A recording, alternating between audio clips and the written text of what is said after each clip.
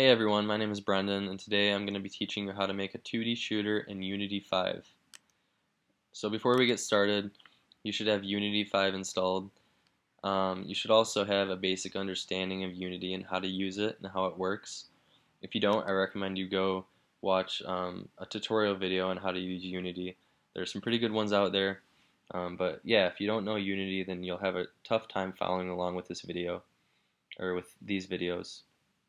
And I also expect you to have a basic understanding of how programming works, how code works, because I'm going to be explaining a lot of my code in this video. And if you don't know much about code, then it'll be kind of confusing for you. But if you do have a very basic understanding, you should be fine. So the steps we're going to take in making this 2D shooter is, first we're going to create a scene, and next we're going to add a character and a character controller. And then we're going to implement some a crosshair, and then shooting. And then we're going to make an enemy and give it some AI. And finally we're going to kill enemies and kill the player. So I will give you a quick demo of the game we're going to be making. It's a very simple 2D shooter, a 2D zombie shooter. And so basically the zombies just chase you, and you can move around the map, and you can aim at them, shoot them, and kill them. And yeah, very simple, but it's a pretty fun game. Alright, so let's get started. In the description of this video, you should see a zip file. Go ahead and download that and extract it and place it somewhere on your computer. I put mine on my desktop, as you can see right here. So to give a quick overview of what's in this folder, I've included a Unity package that we're going to be importing into our game, and what's in here is the level that we're going to be using for our game. And these other two folders just have some art and some audio assets in them. So yeah, let's open Unity and create a new project.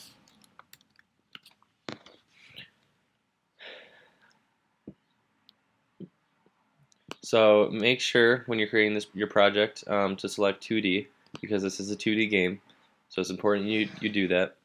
And I'm going to name mine My 2D Shooter. You're welcome to name your project whatever you want, but this is what I'm going to name mine. So let's create our project.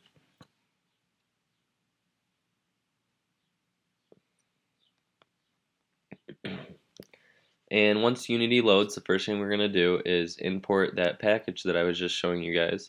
So to do that, let's go to Assets, Import Package, Custom Package, and find where you put that folder on your desktop or on your computer, and locate the Unity package and open it. And so when you open it, it's going to come up with this little window right here. Just make sure everything is selected, and then go ahead and click import. And it'll take a few seconds.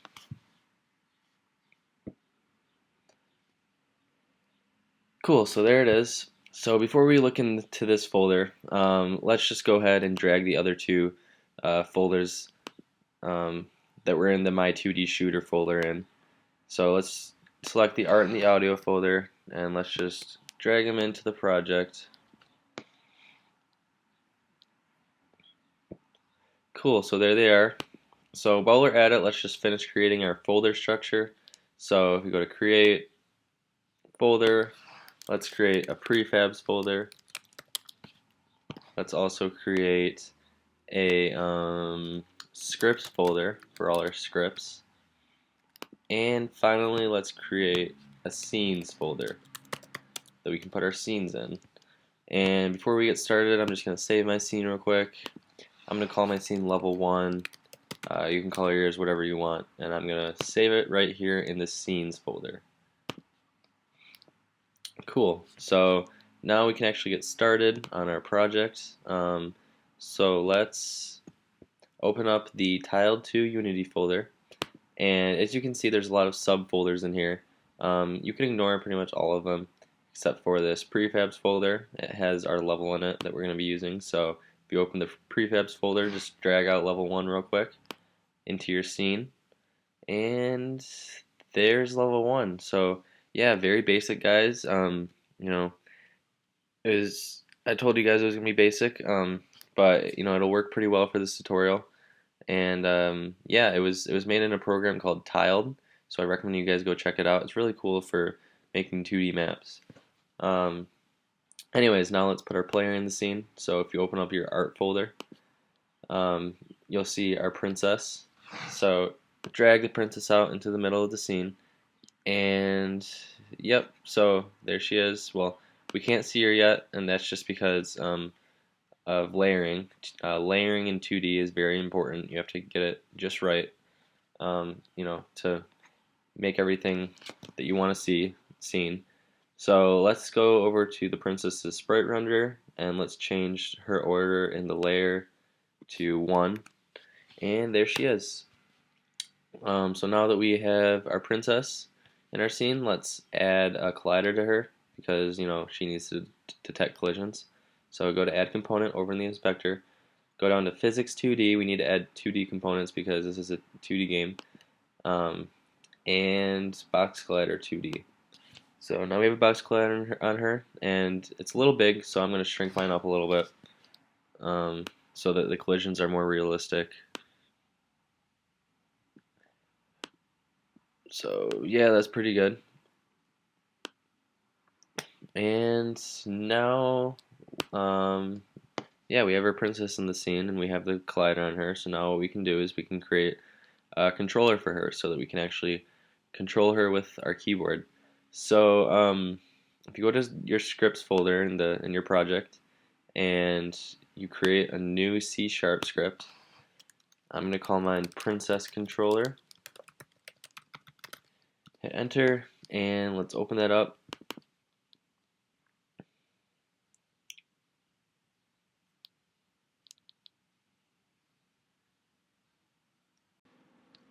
Alright, so I'm actually going to be using Sublime Text for my scripts in this video because whenever I try to use MonoDevelop, QuickTime Player, which is the screen capturing software I'm using for this video, it freezes up.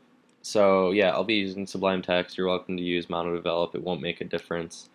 But yeah, so I'm going to go into my project and I'm going to find it on my computer. I'll go into Assets, Scripts, and Princess Controller, and then let's right click on that, open with Sublime Text. Okay, so let's get started on this. So now we can actually do some coding. So the first thing we need to do for the Princess Controller is create a public float speed. So this is going to be keeping track of the princess's speed, and I'm going to make it 2.25 f because I was testing it out earlier and that's a pretty good speed. You're welcome to make it whatever you want, but I like this speed. So now I'm going to create a private float. I'm going to name it initial x scale, and you'll see why we're going to use that in just a sec. And then I'm going to create some private vectors called mouse position and screen position. Alright, so our variables are all created, so let's go to the start function and just let's set the initial x scale to our player's initial x scale. So set it to transform dot local scale dot x. So we're done with that function. So now let's move on to update. And in the update function, the first thing we need to do is move our princess based on the user's input.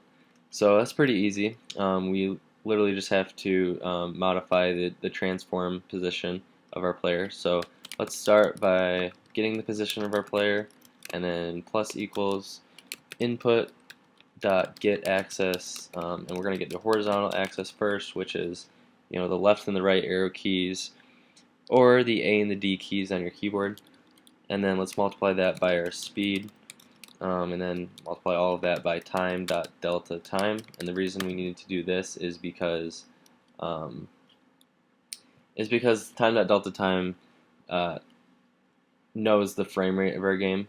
So if you didn't use it, then the speeds would be the speed of your player would be varying all over. You know, you'd be fast at one point and then slow at another point, and it would just be weird.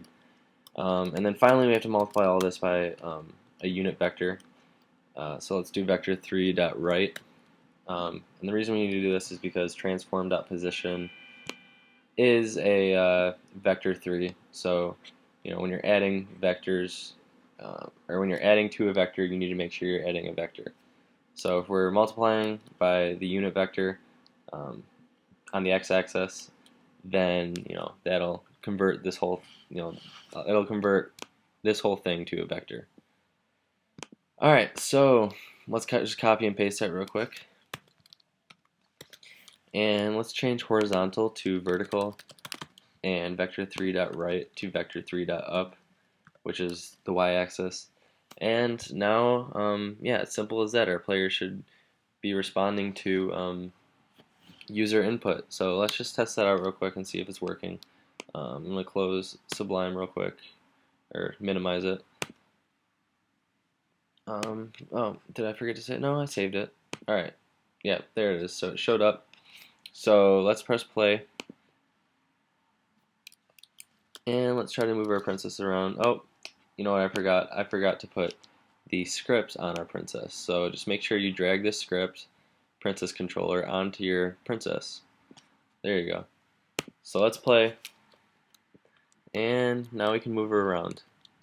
So pretty cool, pretty simple. Just 2 lines of code to do that. But yeah, now let's move into some other stuff. So I'm going to open up Sublime Text again.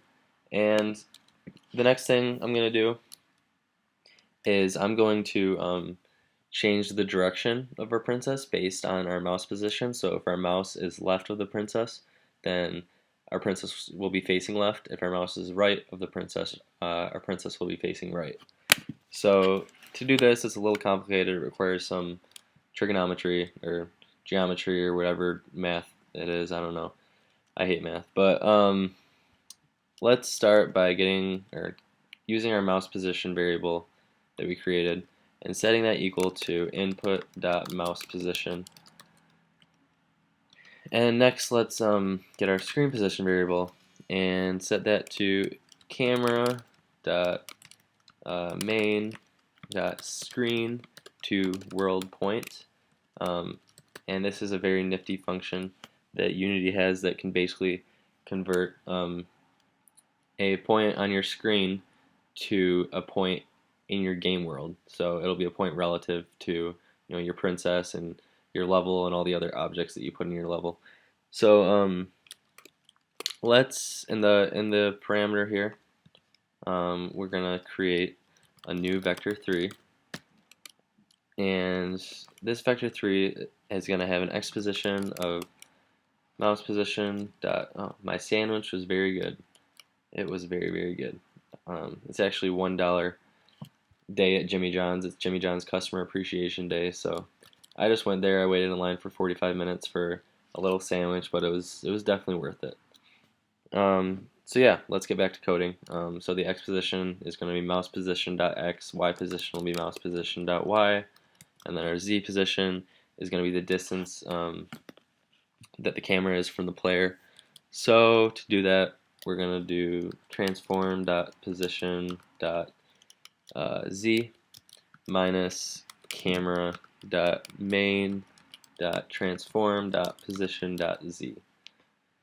Cool. So now that we have our screen position, let's get the angle that the mouse is relative to our player. And to do that, we have to use a little math. So let's create a variable named float angle, and let's set it to mathf.a_tan2, which is a function, a math function. And let's set the first. There's gonna be like 2 parameters. So the first parameter, let's set it to screen position.y minus transform.position.y, and let's set the second parameter to screen position.x minus transform.position.x, and then make sure you have that all closed up, and let's multiply the whole thing by mathf dot radians to degrees. So that's basically just converting radians to degrees. Cool, so one more thing we have to do real quick. If angle is less than 0, then let's set the angle to 360 plus angle so that we can make sure our angle is always positive. Alright, so now we can actually get to the flipping of our player, changing direction. So let's figure out first what the angle has to be if it's left of our player. And so if you think of a circle, if it's greater than or equal to 90 and it is less than 270, because 90 and 270 are on the y-axis of our circle, then we can set the local scale of our player to a new vector 3, and we can get the negation of our initial x scale and set that to the x. And oh, real quick, a cool thing about 2D games is if you negate the x scale, then it automatically will flip a sprite, the sprite that you're negating the x scale of. So that's really cool. It's really simple to flip a sprite around. So yeah, let's set the x scale to the negation of initial x scale, and then let's set the y to transform dot local scale dot y, and finally let's set the z to transform dot local scale dot z. It's just what it was before, because we don't really need to worry about the y and the z. It's all the x that we have to worry about. All right, cool. So that line of code is done. And while we're at it, let's just add a quick comment, and let's say mouse is left of the player. Okay, so let's copy and paste that, and let's write an else statement. So if the mouse is not left of the player, then it will be right of the player. So mouse is right of player, and then let's change the scale just to the positive initial x scale. So yeah, that'll set the direction, or the x scale, to what it initially was. And yeah, so now our character controller should be done. And let's save that. Let's go back to Unity and see that in action. So if we press play, you see the mouse is right of our player, of our princess. And then when I move it to the left, she'll flip around. Back to the right, she'll flip back around. And we can move, we can change directions. So yeah, pretty cool. Alright, so now that we have our princess controller created, we can move into some other stuff. But before we write any other scripts, let's just go into our main camera real quick.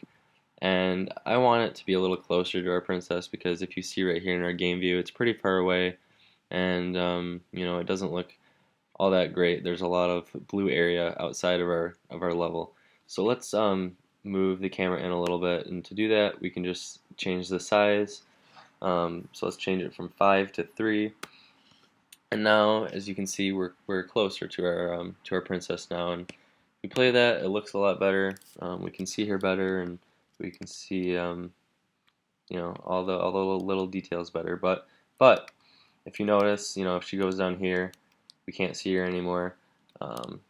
So the solution to that is to create a camera follow script. So what we're going to do is go into the scripts folder again, create a new C# script, and let's name it smooth camera follow 2D. Okay, and before we open that up, let's just put it on our camera real quick. So drag it over to your main camera, and now let's open it up. I'm going to go back into my project in the Finder, and I'm going to open it up from there. So open with Sublime Text. Okay, so now This is a very simple script. We just need a few things. We need our target that we're going to follow. We need the distance away that our camera is going to be from our target. And we just need to add one line of code to our update function. We don't need the start function for this. So let's go to our update function and set the position of our camera to a new vector 3, and the x will be our target's x position, the y will be our target's y position, and the z will be our target's x or z position minus the distance. Cool. So it's as simple as that. Let's save that script. Go back into Unity. I got an error. Unexpected symbol void in class. What did I do wrong? Oh, I forgot to put a semicolon after this public float. So let's just add a semicolon there and save it. Go back into Unity. And let's play our game. So, oh, man, I'm just messing up a lot today. We gotta go into our camera, go into our smooth camera follow script, and we gotta assign the target. So let's assign it to Princess. Alright, so now we can play. Sorry, everyone just keeps texting me today. I'm really popular, so I'm getting all sorts of text messages. Anyways, as you see, the camera is following our princess now. So yeah, that works pretty well. It's pretty smooth too. Okay, so that's all done. So the next thing we can do is add a crosshair so that we don't have to look at our ugly mouse anymore. So to do that, we are going to create another script, and I'm going to call the script display crosshair, and I'm going to add it to my camera. So drag it over your camera, and I'm going to open it up. Display crosshair. Cool. Alright, so close out of this. So this is another really simple script. The first thing we need is a 2D texture, since this is a 2D game, and I'm going to name this texture crosshair image. And in our start function, we just need to set the cursor's visible property to false. So what this is going to do is just, it has to be lowercase. So what this is going to do is it's just going to make your mouse disappear. Since we're going to have a crosshair, we don't need to see the mouse anymore. And in our update, well, actually we don't need an update function for this. We're actually going to use a one of Unity's graphical user interface functions that is basically works just like update, except it's used for graphics instead of for computer logic, or game logic. So it's called onGUI, so onGUI, and I'm just gonna write a quick comment, and I'm gonna say draw on current mouse position, and I'm gonna create a float and name it xmin equal to screen.width, and in here we're gonna have, screen.width is a property, not a function. So we're gonna get screen.width and we're gonna subtract it from our screen width minus input dot mouse position dot x, and we're going to subtract all of that from crosshair image dot width divided by 2, because we want to get the middle of the crosshair image, And yeah, let's do the same thing for the Y position.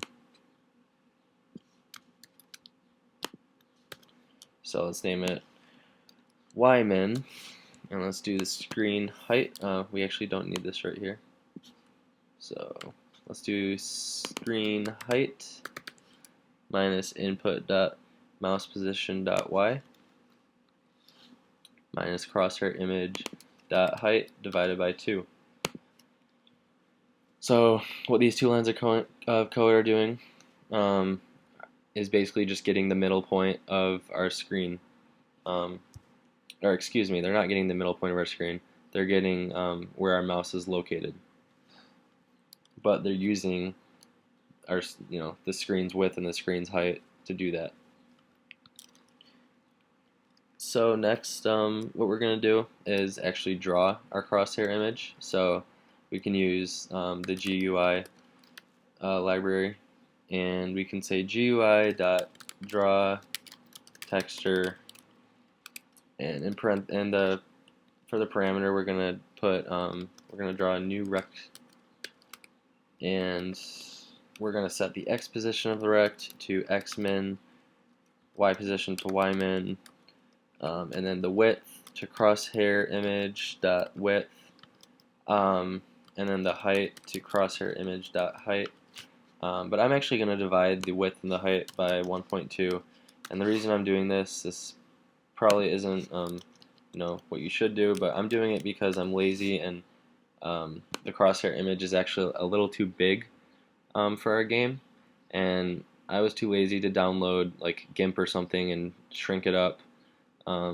So I'm just doing it by programming. I'm making it shrink by my programming, and I guess it means I am a programmer by heart. Okay, so let's save this file.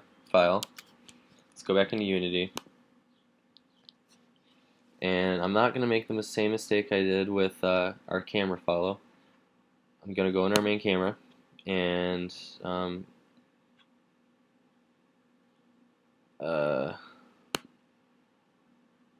where's our crosshair image? It's not here. Oh, man, I guess I did make a mistake. So the mistake I made is in GUI.drawTexture. There's 2 parameters, not just one. So after this, after we create our rectangle, we have to actually put the 2D texture in this function. So we just need to add crosshair image right here. So let's save that. Go back into Unity. And let's play our, before we play our game, we're going to add our crosshair image into the inspector. So go to your art folder, find the crosshair, and drag it into crosshair image. Cool, there it is. So now let's play our game. And you can see I have a crosshair on the screen, and it basically works the same way as the mouse, except it looks a lot cooler. So we can move, we have our crosshair, and yeah, now we are ready to get into shooting. Alright, so real quick before we get into shooting, let's just drag our princess into the prefabs folder real quick, just so we can have it there. And so now there's a few things we need to do before we can actually implement our shooting script, and the first of which is we need to create our actual bullet that we're going to shoot. So if you go to your art folder and find your bullet, I think it should be named bullet, yeah. And so find that and drag it out to your scene. And as you can see, we can't see it. It's the same issue we had with our princess, and that's just an ordering issue in our layer. And so we need to order that, change the order of that from 0 to 1. Alright, so now we can see it. And yeah, it's really big, so let's just scale it down a bit. Let's change the X and the Y both to 0.1. We don't need to worry about the Z since this is a 2D game and we're only working with the X and the Y axes. So yeah, now that we I've scaled it down. Let's add a couple components. First, we're going to add a physics 2D component. We're going to add a box collider 2D so that the bullet can detect collision, and we'll make it a little smaller because it's a little big. So that looks pretty good. And then let's add a rigid body to this. So physics 2D, rigid body 2D. And the reason we need a rigid body is because our bullet is going to be working with physics. Because when we shoot the bullet out of our gun, we're going to be adding a force to it in a certain direction. So yeah, we need a rigid body because rigid bodies deal with physics. And real quick, let's go into a rigid body and go down to collision detection and change it from discrete to continuous because our bullets are going to be moving pretty fast, and we want the collision detection to be the best that it possibly can be so that we don't miss any collisions. By changing the collision detection to continuous, it causes a little more, it takes up a little more memory on your computer, but it'll be worth it because the bullets will be moving pretty fast, and we want to make sure the collisions are all working well. So now that we have that done, we can create a short script for our bullet, and we can call it destroy bullet. So this is going to handle destroying the bullet if it collides with something. So let's open that script up. And first what we're going to do is we're going to delete the start function because we don't need it. And then we're going to add another function in here. And this is going to be a built-in Unity function called onCollision 2D enter with parameter collision 2D collision. And basically this is a function that can detect when your game object collides with something in your scene. And we're going to say if the bullet collides with something, then let's just destroy it. So destroy game object. Pretty simple. And now in the update function, I'm actually going to do something that probably shouldn't be done in games, but the reason I have to do it is because our map that we're using in our game is it has a bit of a hard time detecting collision because it was made in tiled, and sometimes tiled and Unity don't work well together, and so the map can't really always detect collision. I'm a programmer. I'm not like an artist or anything, so I don't really know why the map doesn't really detect collision, but it doesn't. What I do know is that we can fix this with programming, and the way to fix it is just if a bullet hits a wall, then we need to detect where the bounds of that wall are, and we can destroy the bullet if it surpasses those bounds. Alright, so we need to find the x bound, both of the x bounds and both of the y bounds. And by doing that, I'm just gonna take my bullet that I have in my scene. I'm just gonna drag it over to the far right where our wall is, and that's about 3.85. So let's remember that number, and then let's drag it over to the other side, and that's about negative 3.85. Alright, so we have 3.85 for our bullet, for our x bounds, and then for our y bounds we have 2.75, and I'm just looking over here in the inspector. That's where I'm getting these numbers. So we have 2.75 and then negative 3.35. Alright, so let's go back into our script, and I'm just going to write some comments so I remember these. 3.75, negative 3.75, what was it? 2.75 maybe? Yeah, 2.75 and negative 3.35. So 2.75, negative 3.35.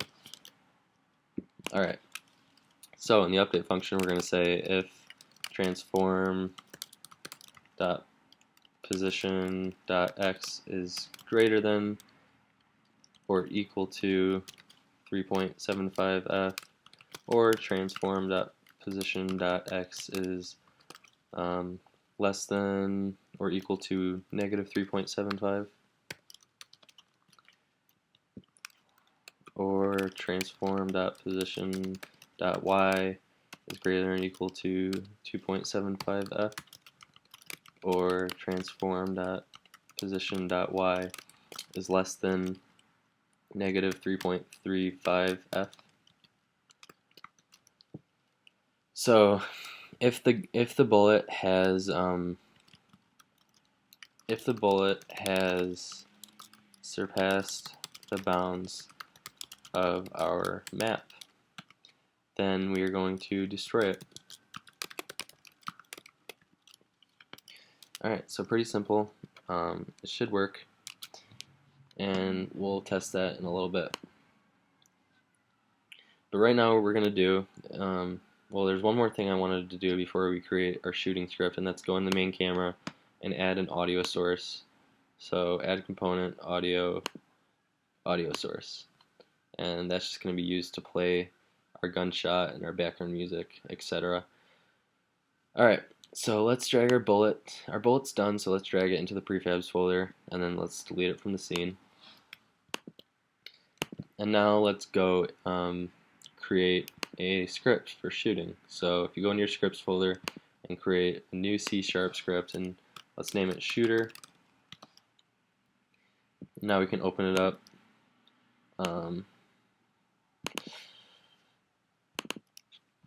And let's see, what do we need to know for our shooting script? Well, the first thing we need to know is we need to know what object we're actually going to be instantiating when we shoot. So that's going to be our bullet. So let's create a public rigid body 2D, and let's name it bullet prefab. And now we need to know what audio clip we're going to be playing when we shoot. So let's name it shot clip. And then we need to know the attack speed. And I'm going to set it to 0.2f. And basically what this attack speed variable is it kind of acts as like it doesn't allow the player to spam the mouse button. So basically, like every time the player shoots, he has to wait 0.2 of a second before you can shoot again. And then let's create another public float and call it bullet speed. So this is the speed that the bullet's going to shoot. Let's make it pretty fast because we want some fast bullets in our game. And finally, let's make a variable for the point at which we want to shoot our bullet at. And then let's create a couple private variables. I'm going to create a private float cooldown to take care of the cooldown time before you can shoot again. And then another private variable, and I'm going to call it audio source. And then in our start function, let's just initialize that audio source by getting it from the camera, the component, audio source. Cool. Alright, so before I go into the update function, I'm going to create a function called fire, which is going to actually handle instantiating the bullet. And so what we need to do first is we need to get the mouse position, but we need to convert that to a position in our game world. So I'm going to go into my Princess controller script real quick so that I can copy and paste the code to do that. And yeah, it's right here. So let's just copy and paste that.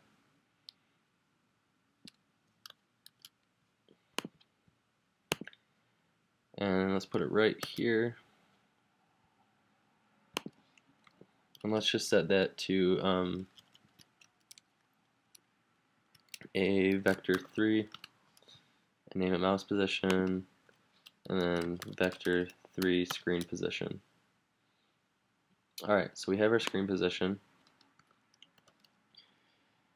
And now we need to get the rotation that we want our bullet to have when we instantiate it. Because if bullets had the same rotation every time, it would look kind of weird. So to do that, we have to create a quaternion type, and quaternions are basically like the type for rotations. So let's name it Q, and let's use quaternion dot from to rotation, and then this has two parameters. First one will be vector 3 dot up, and the second one will be the screen position minus our player's position. So essentially what this line of code is doing is determining the rotation that our mouse is pointing relative to our player. So next, what we can do, now that we actually have the rotation of our mouse relative to the player, we can actually create, we can instantiate the bullet. So let's create a rigid body 2D and call it bullet. And we need to say instantiate, and then we're going to instantiate the bullet prefab that we defined up here. And there's two other parameters we need for this. The second parameter is going to be the position that we're instantiating it at, and the x of that is going to be transform.position.x plus shoot point dot local position.x. And the reason we need the local position is because the shoot point is going to actually be a child of our player. We'll create that in a second, but we'll need to get the position of that relative to our player. Because if we got the position of it relative to our game, then it would be our bullet would not shoot at the right point. So I'm just going to press enter right here just to make this a little more readable. And then for the rest of the vector 3, for the y position, we're going to do transform.position.y plus shoot point.local position.y, and then for the z, we're going to do just transform.position.z. Alright, so that takes care of our second parameter. For the third parameter, it's very simple. All we need to do is type in Q, because it's the third parameter is asking for the rotation that we're going to instantiate our bullet at. So yeah, we're done with that line of code. And before we do that, I'm actually going to go up here and I'm going to erase this, and I'm going to create the bullet up here, and you'll see why I'm doing this. And then I'm going to say if the transform.position.x is less than 0, then I'm going to do something in there. But if it's greater than 0, then I'm going to set the bullet equal to this.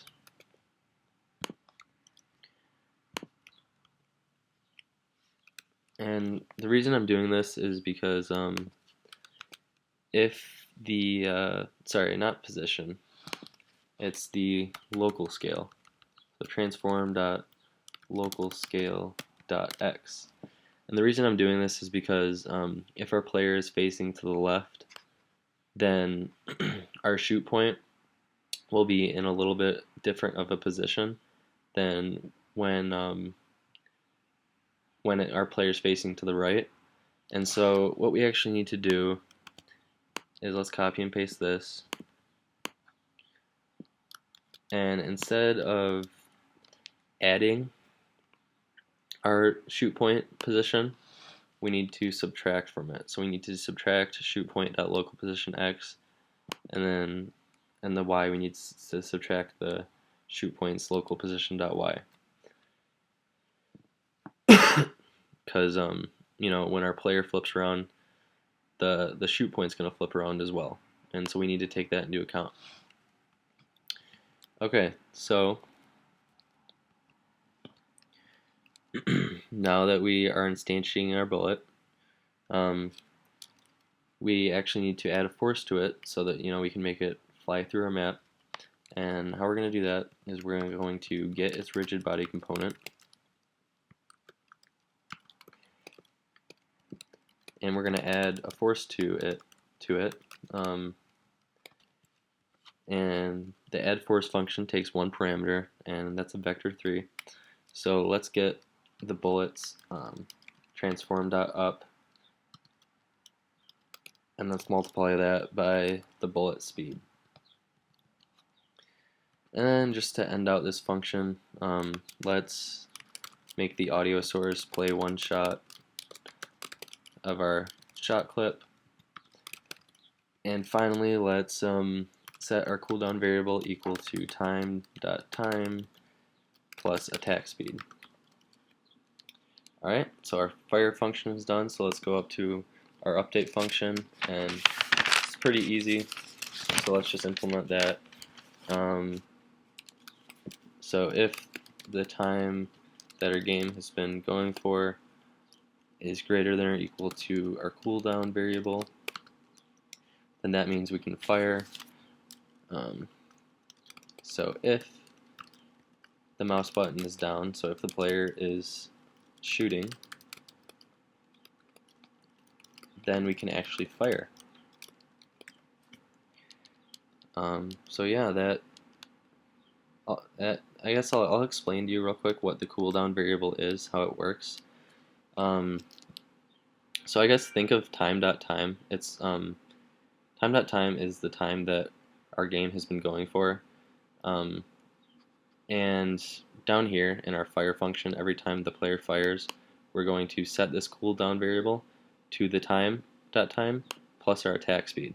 So just kind of think as this time.time right now, think of it as the value of 0. So essentially we're just setting our cooldown variable to our attack speed, which is 0.2. And so once we go back up to our update function, think of time.time as 0, as it was down in our fire function. So think of it as 0, and think of our cooldown time as 0.2, our attack speed. Alright, so right now our time.time 0, it's not greater than or equal to cooldown, so we can't cool down yet. But cooldown is going to stay constant in this update function. You know, obviously until we fire again, but we can't fire yet since time.time is not greater than cooldown.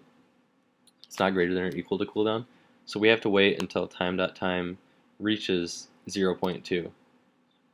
Okay, so once time.time reaches 0.2, now we can get down into here. Now we can actually fire our weapon.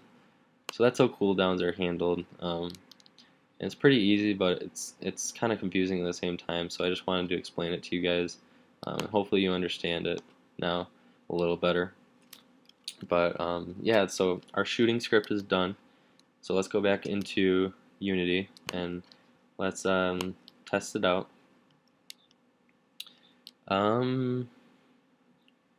What did I do wrong? Oh. So when you instantiate your bullet down here, you actually just need to add an as rigid body 2D, since we since we made our bullet prefab rigid body 2D, and we need to do that here as well as rigid body 2D. And then let's save that. Let's go back to Unity. Alright,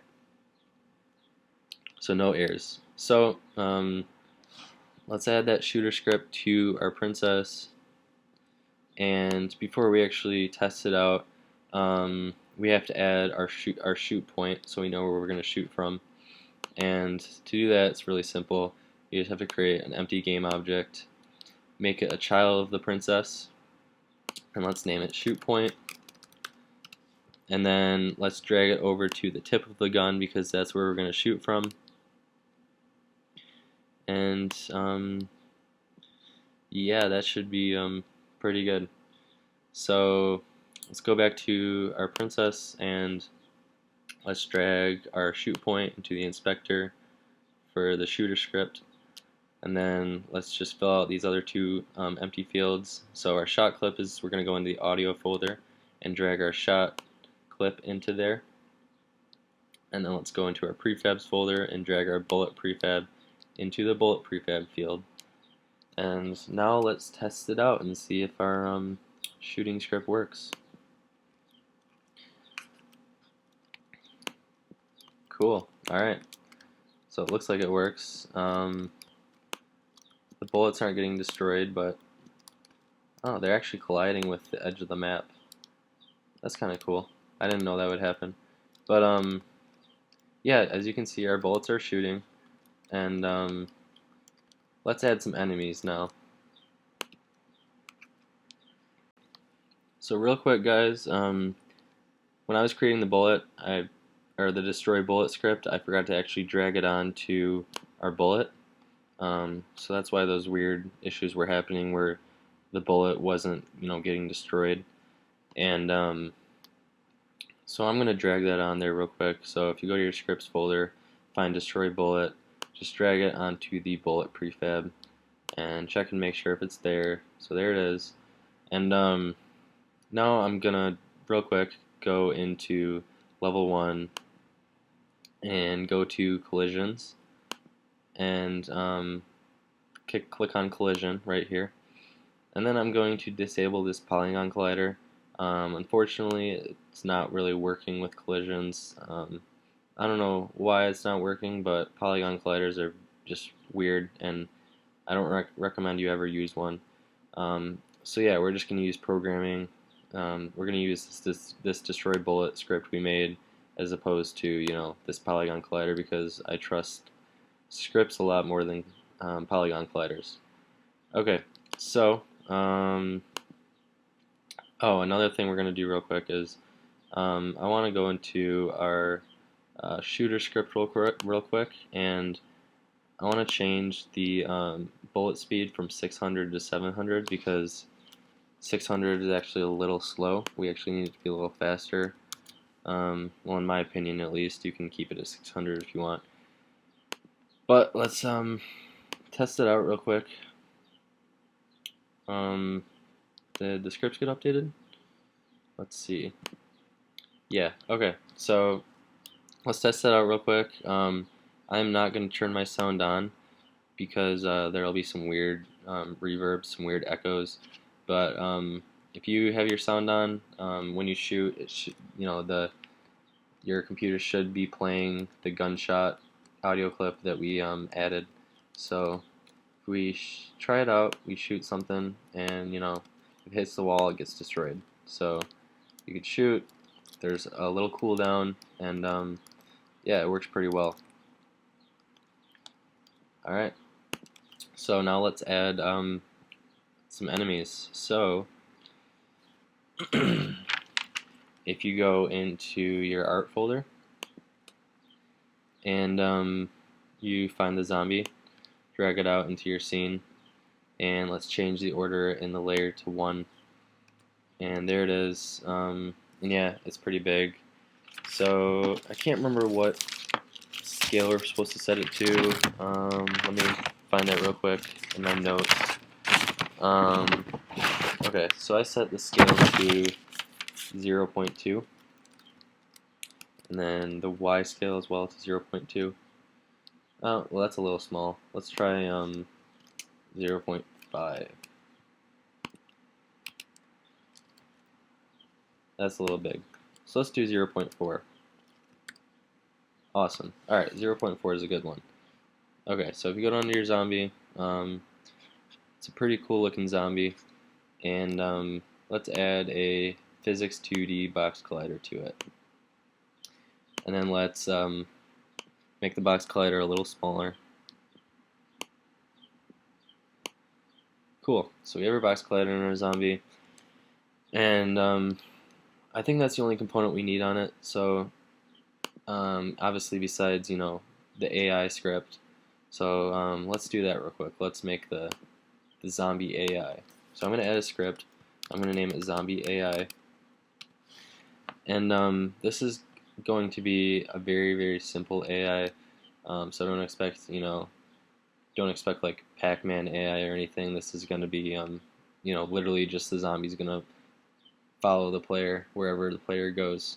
So I'm going to open up that real quick. Zombie AI, and let's start by creating the speed of our zombie. So we want the zombie to move a little slower than our player. Let's have it move at a speed of 0.75, and then we need to also the zombie also needs to know its target, so let's make a target variable, and then the zombie will also be flipping around. If the zombie is to the left of the player, then the zombie will be facing right, and if the zombie is to the right of the player, then it will be facing left. So let's create another initial X scale for that. So in the start function, let's just set that initial X scale to transform dot local scale dot X, and cool. So now all we have to take care of is the update function, and we're going to use a cool function called move towards. It's a built-in Unity function, and it's pretty nifty for simple AI like the one we're building right now. So let's do transform.position equals vector 2 dot move towards so move towards has 3 parameters, and the first parameter is the position of our object. So let's get the position of the zombie. So transform.position. The second parameter is the position of our target, and then the third parameter is the speed that we're going to be moving at. So speed times time dot delta time. Cool. All right. And now let's say now we're going to be handling changing the direction or like flipping the zombie based on the position of our target, of our princess. So if the X position of the zombie is greater than the X position of our target, then we're going to set the local scale of our zombie to the initial X scale, because our zombie's initially facing left. And then we just can do its regular Y and Z scales. Cool. And then let's just say else. Let's copy and paste this line and change initial scale to negative initial scale. Alright, so yeah, the most complicated AI in the world right here. Very simple, obviously, but let's see how it works.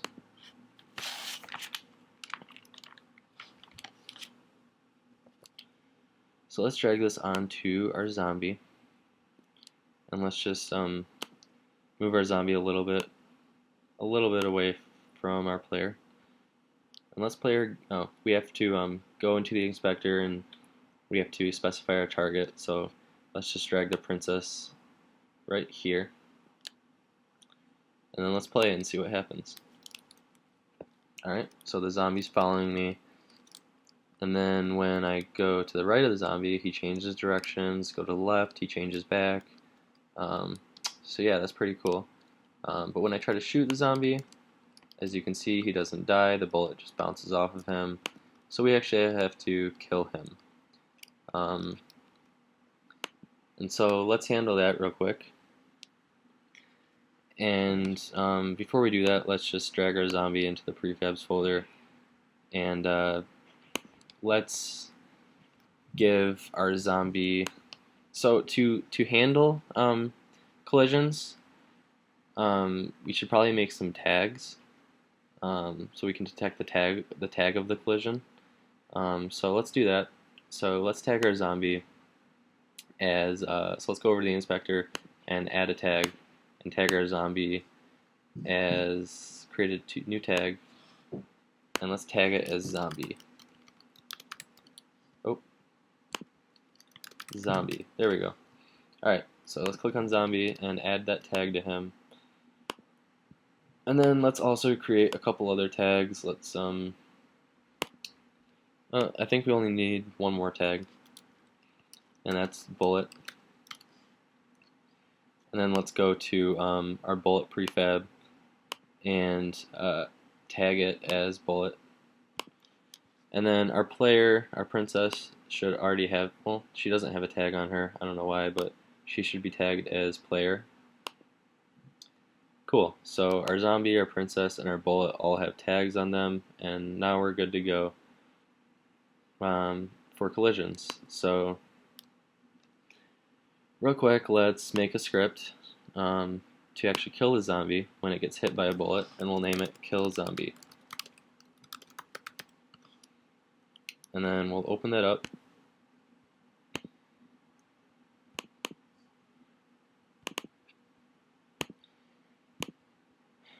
Okay, and we can delete the start and the update functions because we're not going to need them for this.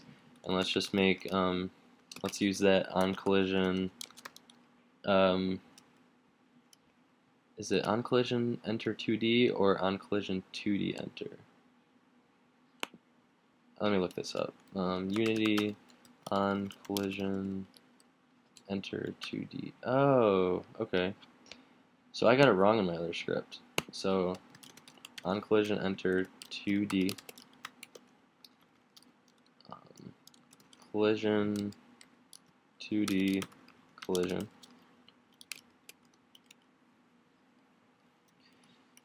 And then let's just save that real quick, and let's go back into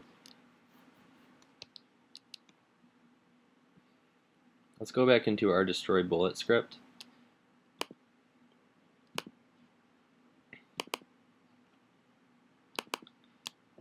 And let's change the position of 2D to on collision enter 2D. Okay, so now that should be working.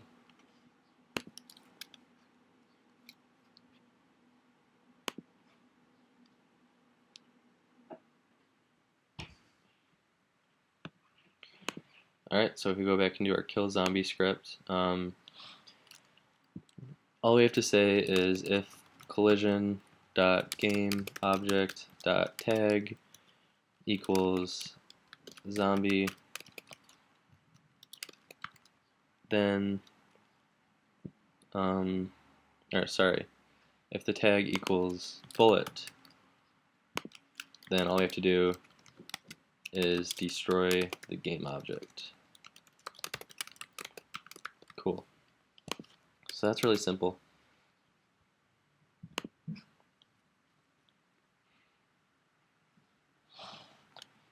And then let's drag that script onto our zombie, and then make sure we apply it to the prefab. And then let's play and see if it works.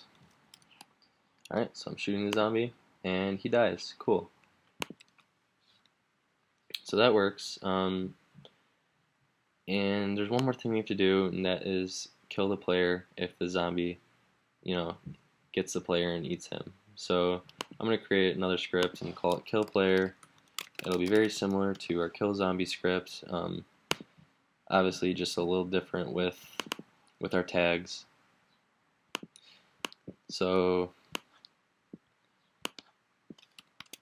let's create that on collision enter 2D function again, and then collision 2D collision, and then if collision.gameObject.tag equals zombie. So if the zombie collides with the player, then for right now, I guess we can just stop the time.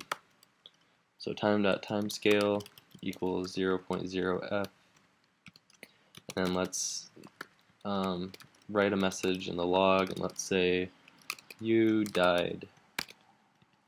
Alright, let's save that. So very simple. And then let's drag the kill player script onto our princess, and let's test and see if that works. So zombie is coming towards me, he gets me. Well, am I not colliding with him? Alright guys, sorry about that. The reason the collision between the princess and the zombie wasn't working was actually because when you're dealing with collisions, one of the objects has to have a rigid body on it. So let's do that real quick. So I'm going to add my rigid body to the princess, and I'm going to go to Physics 2D, Rigid Body 2D, and then if we play the game now, our princess will just kind of like fall through the map. And so to counter that, we just have to go over to our rigid body 2D and set the is kinematic variable to true. And so now she will not fall through the screen. But collisions still aren't working, and the reason for that is because we need to make one of them a trigger. And so what I'm going to do is I'm going to make the princess's box collider a trigger. And so I'm going to go over to the box collider and set its is trigger variable to true. And then I'm going to go into the kill player script and make a couple of changes. First off, I'm going to change on collision enter 2D to on trigger enter 2D, and then the parameter is actually a collider 2D collider. And then in this if statement, I just have to change it to if collider.tag equals zombie. Alright, so that script should be working. So let's just test it out real quick.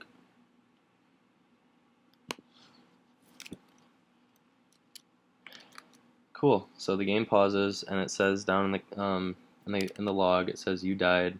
So the collisions are working now between the princess and the zombie, and yeah, I mean, essentially we have our 2D zombie shooter. But before I go, I'm just going to go back to one of the scripts that we created before. I'm going to go back to the destroy bullet script because I wrote some bad code there, and I don't want you guys to follow in my footsteps. So I'm gonna go back to the script, and I'm gonna write. I'm gonna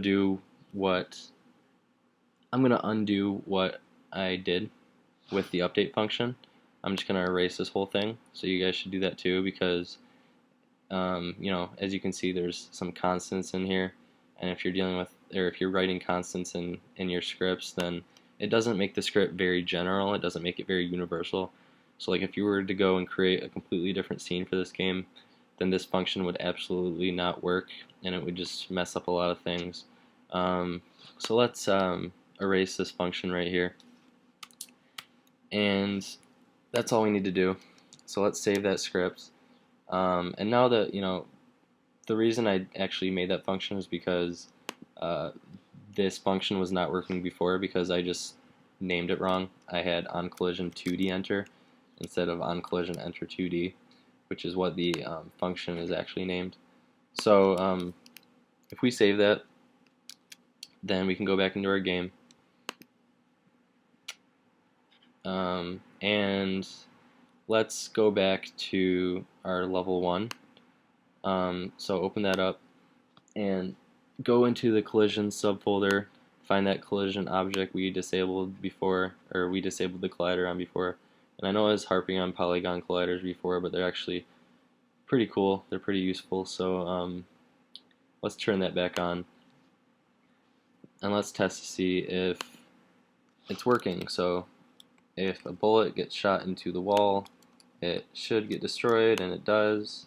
So it looks like the polygon collider is working, and it looks like collisions with the zombie is working.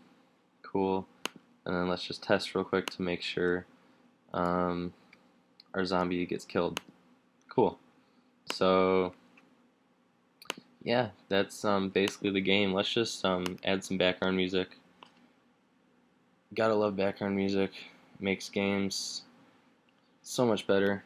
And let's make sure well, if you didn't see that, I went to the main camera, and then I went down to audio source, and I'm gonna set loop on so that our audio clip loops, and then I'm gonna go into the audio folder and drag stage 1 into the audio clip. So we should be getting some background music now.